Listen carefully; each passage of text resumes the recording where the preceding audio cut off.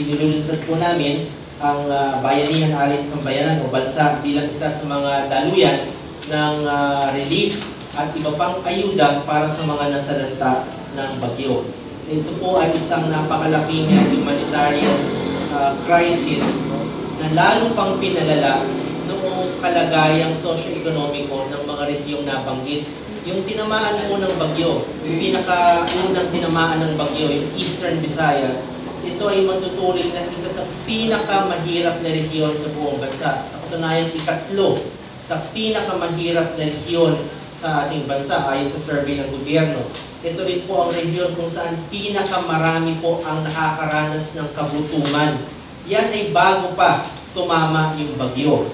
Ito rin po ang rehiyon na pinakamababa po, in fact negative, ang nire-registrong economic growth. Kaya po, mula doon sa ganoong kalagayan, langkapan pa o tamaan pa ng napakatinding bagyo, talaga pong kalunos-lunos ang magiging kalagayan nila. Pinaka-vulnerable po yung mga magbubukid at yung mga mangingisda na silang pangunahing kabuhayan ng rehiyon. Ngayon din po, yung Western Visayas, ito rin po isa sa tinuturing na mahihirap na rehiyon sa ating bansa sa ngayon. Napakataas po ng sinasabing poverty incidence at underemployment rate. At gayon din, mga peasants at fisher folk ang pinaka-vulnerable po na tinamaan ng bagyo. Ang mga problema po yan na socio-economico ay pinalala pa ng sistematikong pang-aabuso sa pondong publiko. Kumbaga pinalala pa yung kanilang kahirapan ng systematic corruption na nakita na po natin dito sa pork barrel system. Sa darating na November 13, ang koalisyon ng Progresibong Manggagawa ay nananawagan sa lahat, muli sa lahat ng mga membrong kasabing organisasyon sa ibayong dagat at maging sa bansa, dapat magsagawa ng massive relief operation upang sa kagyat ay may tulong at may padala sa mga nabiktima ng Bagyong Yolanda. Maraming salamat po. Kami po ay nakikiramay sa lahat po ng mga pamilya na wala na mahal sa buhay.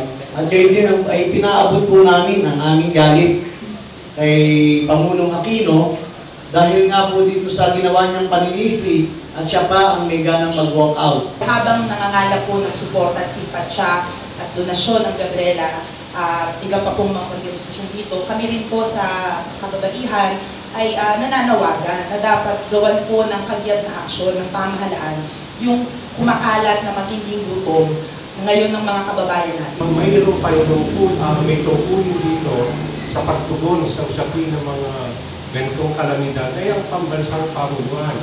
Ngunit ang mas malaking trahedya ay yung pamahalang Aquino na nagpakita ng kanyang incompetence para harapin ang isang napakatinding soberanya ng ating bayan. Balitaan naman natin yung mga opisyal ng GSIS, ng SSS, at iba pang government-owned and controlled corporations ay tumanggap ng limpak-limpak na mga benepisyo. Sana kung yung mga benepisyo niyan, ibigay na lang nila doon sa mga biktima ng kalamidad. Hindi po ito makukuha sa isang araw lamang na pagbibigay. Dapat po ito ay tuloy-tuloy hanggang makabangon ang nasalanta ng bagyo. Kaya muli po nananawagan kami sa November 13 sa buong bansa at sa mga chapters namin sa iba't ibang mga bansa sa buong daigdig. Araw po ito na ating pagtitipon, panalangin, pagkilos para sa ating mga kababayan na biktima ng Typhoon Yolanda.